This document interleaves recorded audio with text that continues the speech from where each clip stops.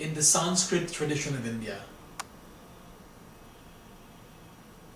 many of us believe that we belong to the eternal code, or the eternal path of what is called Sanatan Dharma, or the path of truth, the path of righteousness. And Sanatan Dharma is not a religion. In fact, it has nothing to do with Hinduism, Christianity, Islam, Sikhism, Confucianism, Jainism, or what have you. Sanatan Dharma is a very simple path, the path of truth, the path of responsibility, the path of divinity, the path of simplicity, the path of absolute purity.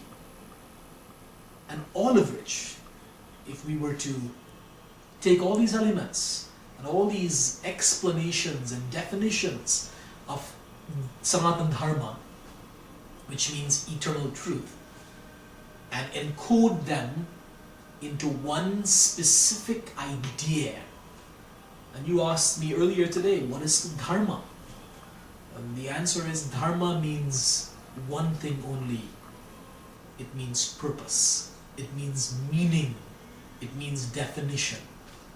So when you say that you are dharmic in your actions, in whatever you engage in as a professional, as a student, as a mother, as a parent, as a wife, as a neighbor, or whatever, ultimately, Dharma means purpose and the kind of activities that you are engaged in your life. That is purposeful and meaningful and definitive of truth and simplicity and beauty and caring and affection and appreciation, and completely separated from bigotry and influence peddling and corruption and separatism and any kind of religious fundamentalism. So Dharma means purpose, and if you were to claim that you belong to any Dharma or any path of simplicity and a path of truth, then you must know what your purpose is. One of the things I like to say to my friends, and whenever I give these talks, in every assembly around the world, I've always said, take a moment and ask yourself, what is your purpose? Only you would know what that purpose is. Just like no two individuals share the thumbprint. This thumbprint, no two individuals in the whole world can ever share this one thumbprint. Similarly, your Dharma and my Dharma are completely different. Two wavelengths, two frequencies, two paths, two worlds, two universes away from each other. Although intricately interlinked, interchanging, intermingling, or whatever it may be, ultimately, our Dharma, our purpose in life, is something unique or the other. We like to say that when the great saints, Rumi, he says, when you look at your purpose should be one that brings love, brings joy, brings peace, brings harmony, and brings a level of joy around where you are. And so it's a very simple thing. Essentially, if you believe your purpose is to be a policeman, or your purpose is to be the president, or your purpose is to be a community organizer, or your purpose is to be a medical doctor, whatever it may be, whatever the term may be, it does not matter.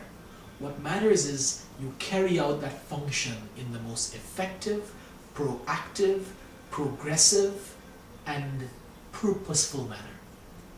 Not only are you going to benefit by by playing the right role of your purpose, or by being who you believe you are in that Dharma, in that purpose, in that incarnation of a policeman or a weatherman or a nurse or a doctor or whatever, but the people whose lives you touch, the community, the society, the nation, the world at large will benefit from you playing your individual role. We have all heard the adage before that a butterfly flips her wings in Japan and creates a storm in New York. And it's very simple.